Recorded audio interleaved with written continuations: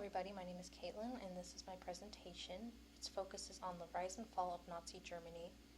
Now the subject of my focus is the ending of World War I to the end of World War II, and the reason I decided to focus on the end of World War I and not just World War II in its duration is because the ending of World War I directly led to the beginning of World War II. So starting with the surrender of the German army on the Western Front, they made their agreements in France. They signed the Treaty of Versailles as a part of their surrender. And the problem with the treaty was Article 231 of it, which gave full financial responsibility for the war debt to the Germans. And this, of course, caused inflation to skyrocket in Germany. And as a result, Germany started blaming their minorities for this problem rather than their government for continuing to print the dollar whenever inflation was rising. And Hitler, who was part of one of these groups that was blaming the minorities, he was the head of the Nazi Party, who actually remodeled itself after his 25-point program, which focused on trying to get rid of all non-Aryans to do what they felt would solve their problems in Germany, which obviously didn't. He became chancellor after gaining a large following in the Nazi Party. And so you can see here whenever he's sworn in, he already has a massive amount of followers. He was sworn in Berlin. The original building isn't standing anymore. You can see here at his speeches he was giving how he had this large following. And he actually weaponized his own popularity in order to get the legislation that he wanted passed. So whenever he passed the Enabling Act, which essentially gave him the powers of a dictator by giving him the ability to pass laws without German parliament's consent, he used the Nazi Party to do this. He actually brought in hundreds of troop members into the building during the voting so that everybody was afraid to vote against him because they knew that so many of these Nazi Party members would be willing to attack them and use violence if they didn't vote in the way that Hitler wanted.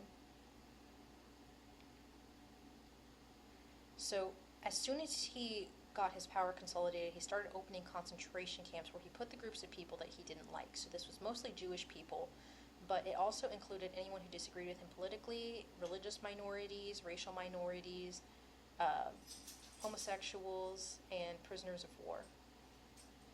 And the first concentration camp he opened in Dachau. Right after he got his concentration camp program started, he started destroying all what he considered non-Aryan literature, so anything not written by a white German. And this was going on all throughout Germany and Austria. One of the most popular sites that this happened was at Westfalen. And you can see here the massive amount of Nazi Party members who were taking part in this. And then, of course, he had camps where he put political prisoners who voted against him.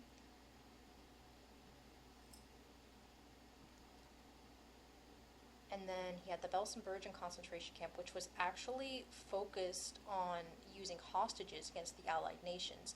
So this was Jewish people with citizenship in other countries, and they took them to this concentration camp and would basically leverage them to get German prisoners of war back by threatening to execute or trade Jewish citizens in return.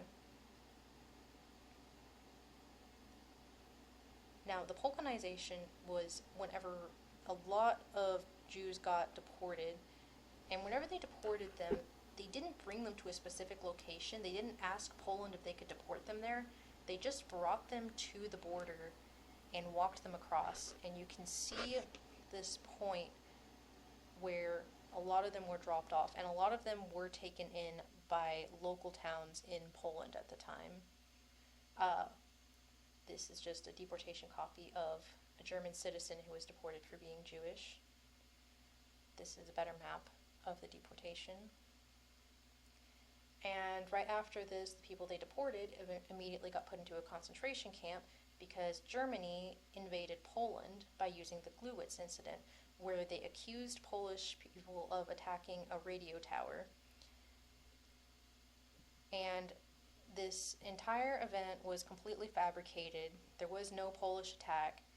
Hitler claimed that the people of Poland were going to wipe out the Aryan race if they didn't act first, as a way to convince his party from acting. And so whenever he attacked, the first invasion point of the Germans was along the coast here, but He actually attacked the entire region at once by working alongside the Russians. So you can see on this map where they invaded from both borders, and they used both ground troops, naval troops, and aerial troops to attack the area all at once.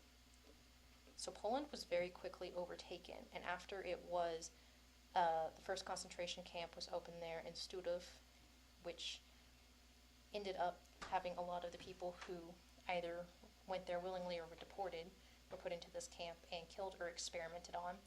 After the war ended, most of the Nazi scientists there were prosecuted, except for a man named Rudolf Spanner, who was a scientist that developed human soap out of the fat from Jewish bodies. And he wasn't punished for this and was even allowed to continue his studies after the war. And of course, the largest concentration camp in Germany was Auschwitz, which killed over 1.1 million people, as well as Anne Frank. Most of the people there were doing forced labor, those who were not able to work, so the elderly, the disabled, children, pregnant people, they were killed as soon as they came into the camp. The Allied nations quickly had Germany surrender whenever they invaded Berlin, and right after their surrender, Hitler actually killed himself out of fear of what the Allied nations were going to do to him. And you can see here where the bunker he killed himself in was located under the former Chancellery building. The original building and bunker itself have been destroyed because the German government has had a big problem with neo-Nazis trying to visit the site. And then, of course, this is just an image showing them celebrating the defeat of the Nazis. And the overarching goal of why I chose this project was to educate on what led to these events happening, because I feel like that is the most important way to help keep them from happening again, is we become aware of how they happen. Because Germany didn't just wake up one day and decide, hey, let's kill all the Jews. They started out in an extremely tense situation because of World War I, where they were under so much financial pressure because of inflation that people got desperate and they stopped thinking straight. They got angry and they took their anger out on the nearest person that they could get to, which was their minorities. And they tried to use killing everybody that was different from them as a solution to their problems, but of course it didn't solve their problems. And this project, I feel like, matters because this is one of the biggest events that have happened in history, and we'd like to think it would never happen again, but if we aren't educated on how these things occur, then we can't notice the warning signs of them before they happen and help prevent them.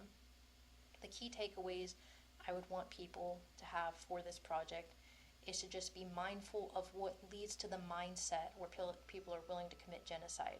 So looking at economic situations that can cause these things to occur, social situations, and political situations, and then, of course, being aware of whenever dehumanization begins to occur, whenever people start blaming all of their problems on racial minorities, religious minorities, immigrants, groups that they don't agree with, and start dehumanizing them and speaking about them like they're animals. That's one of the first steps to genocide. And the last takeaway would be just to be mindful of these things and to look out for them, to make sure that we are never part of repeating these mistakes in history. Anyways, I hope that you enjoyed my project. I look forward to hearing your feedback.